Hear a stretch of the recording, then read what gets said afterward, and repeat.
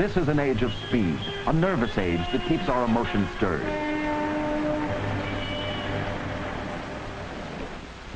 All of us, young or old, schooled or illiterate, are endowed by nature with the ability to live a life filled with many kinds of emotions. But whether we will show them in an uncontrolled outburst, whether we will act in some antisocial way,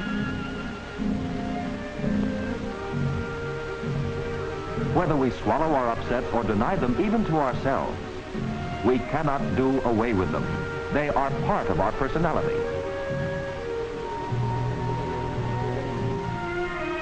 We inherited many confusing and conflicting ideas about emotions, some of which still linger on. But today, people in distress need not conceal their emotional problems anymore. They can find help and counsel from a new group of specialists: psychiatrists, psychologists, social workers, and the modern religious counselors. In this film, we're not concerned with clinically disordered emotions, but with everyday experiences involving emotions. For these, we must start at the beginning, with the newborn child. Welcome, young man. Welcome to life. For you, as for all children, life begins as an emotional experience. Obviously, this new and strange world comes as a shock to you. Though just 1 minute old, you are a personality with a name, an identity by which we recognize you as an individual. Look at him. This new individual is well equipped for all the physiological functions of living and for emotional responses to events around him. From his first breath, he is capable of being happy or unhappy and can make others around him happy or unhappy. How he learns to use his inborn capacities will largely depend on what this new world offers him, how he, as a child, will experience his relations with others. For emotions are not learned deliberately like skills or facts. The baby will develop them through living with others, by responding to those who handle him, speak to him, comfort him, or provoke him, by reacting emotionally to those he sees and touches, to those whose songs he hears. And so as the child grows, he will learn many new things, some from books and teachers, but probably much more from trying, testing, accepting, and rejecting. In other words, from living with others. From the beginning, the child literally feels his way through life, loving, hating, worrying, trying to find a place for himself in this new world of grown-ups. From day to day, the basic emotional responses tie in with one new experience after another, with cue after cue, with the child's own responses to new situations and new cues. As an example, an infant experiences a strong emotional shock when the pediatrician gives him his first injection. Several signals may connect with this unpleasant experience, such as the specific odor of the office, the color of the doctor's jacket, the sight of his instruments. Later, when the mother brings the child to a doctor's office, the mere smell of it may provoke the same responses that were part of the earlier experience of pain. And these in turn may release emotional responses of crying and rebelling in defense against the anticipated pain. As the child matures, she can tell herself that the visit to the doctor's office is important for her health. Therefore, she can soothe her responses by reasoning, which means that she has learned to control an emotional reaction through signals given to herself by reasoning. In his daily routine, the child continuously learns about life. Memories of many of his early experiences may fade and seem forgotten, but they are rarely completely erased. Although he may not be conscious of them, they are often operating in his later life as the forgotten childhood. Where a young infant's drive has been kept low, where parents paid attention to his early requests, the child easily progresses to the next developmental step, exploration, striving to achieve some gratifications by himself. This struggling to achieve gratifications by himself is part of the preparation for later life.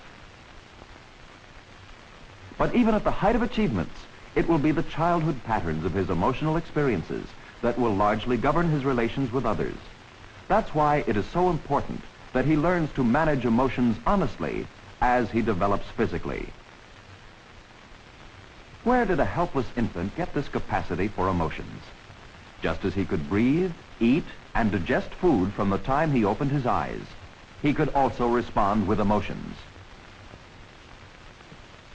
Let's try to visualize what goes on inside the human body when pain or danger threatens. The adrenal glands release hormones into the blood. The heart pumps the blood, carrying these chemical messengers to all parts of the body. In the liver, they release an emergency ration of stored sugar into the bloodstream. The heartbeat accelerates. The blood pressure goes up. Breathing becomes faster.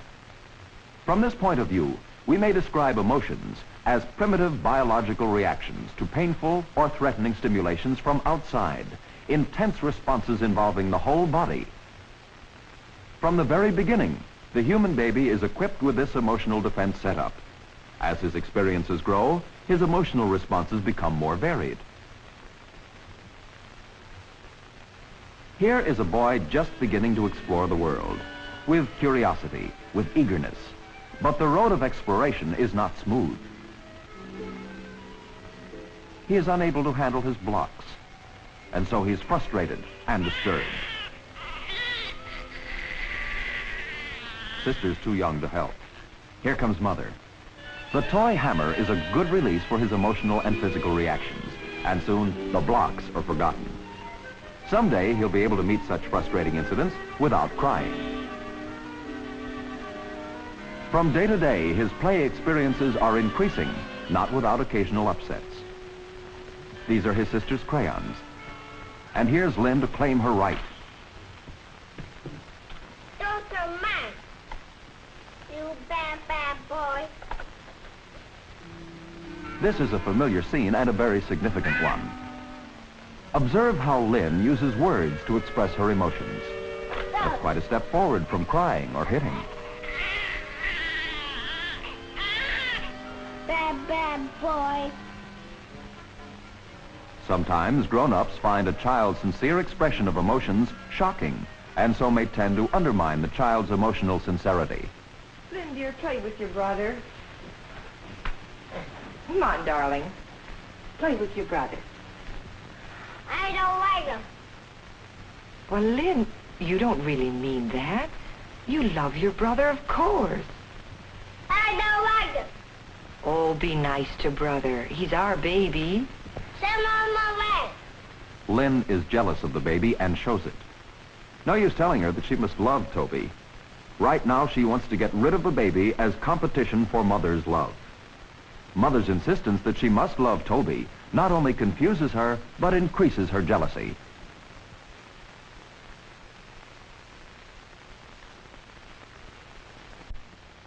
Another example. This one about learning and unlearning signals that cause emotional upsets. Patsy is scared of dogs, and so's her mother. Patsy's fear is strengthened by the examples of her mother's uneasiness. Whenever she comes out, there's a threatening animal on the street. Gradually, she withdraws from playing outside. One day, her father comes home from the office with a present. She's eager to see it. But out of the box comes a stuffed dog. No, she doesn't like dogs, not even stuffed dogs. It may take a long time for Patsy to become friendly to dogs.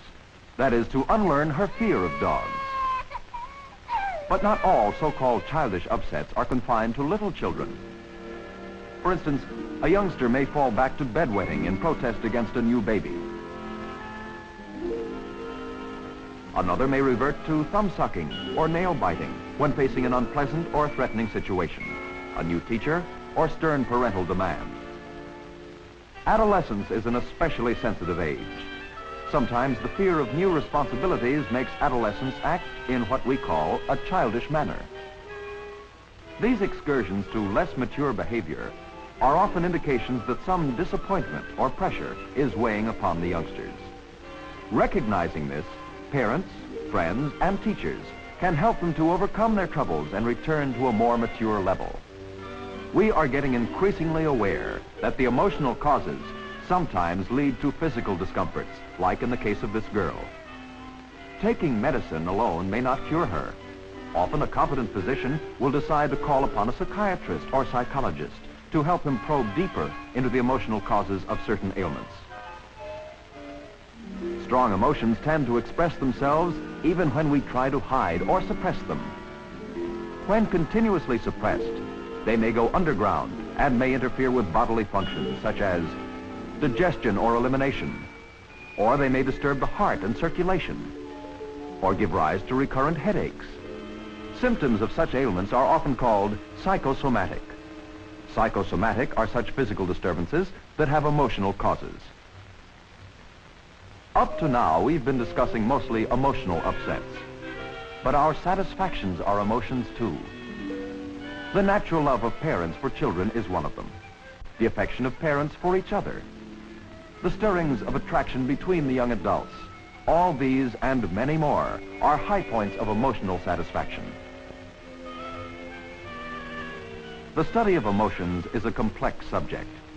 This film set out only to create an awareness of this problem by showing that we all are born capable of emotions, that we develop emotionally through living with others, that there is no golden rule or magic formula for emotional maturation, that emotions cannot be denied, only suppressed. If we recognize and accept our emotions, if we learn to channel them to useful purposes, they will become the raw materials for the building of healthy personalities, capable of feeling and therefore of living rich and full lives as useful members of society.